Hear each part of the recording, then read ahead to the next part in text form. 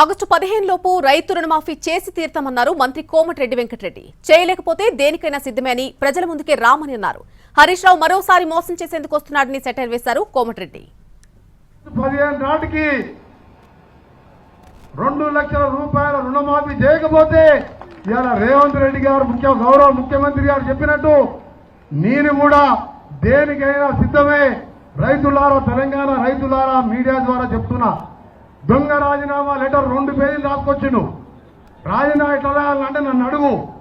మంత్రిగా రాజీనామా చేసిన తెలంగాణ కోసం 2 లైన్లు ఉంటుంది.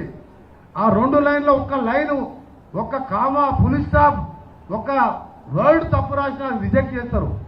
2 పేజీలు రాసుకొచ్చిండు. అబద్ధాల కోరు, అగ్గిపెట్టే రావు. ఏం పేరు ఆయన పేరు? హరీష్ రావు. పెట్రోల్ పోసుకుంటూ 1000 మంది ఉంటే అగ్గిపెట్టే ఎవరి దగ్గర ఉన్నదా? మళ్ళా మోసం చేస్తానికి వచ్చాడు. కానీ కాంగ్రెస్ పార్టీ ఉన్నది ఉన్నట్టు చెప్తుంది.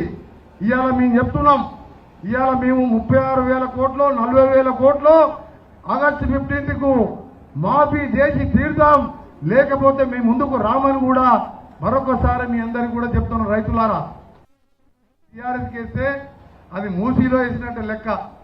వాళ్ళు వీళ్ళు అండర్స్టాండింగ్ పెట్టుకున్నారు.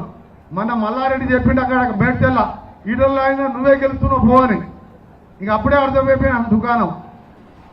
ఒకసారి మోడీ ఏమంటున్నాడు, కాంగ్రెస్ గెలిస్తే హిందువుల ఆస్తులు తీసుకుపోయి పుస్తకాలు తెంపుకుపోయి ముస్లింలకు ఇస్తామంట.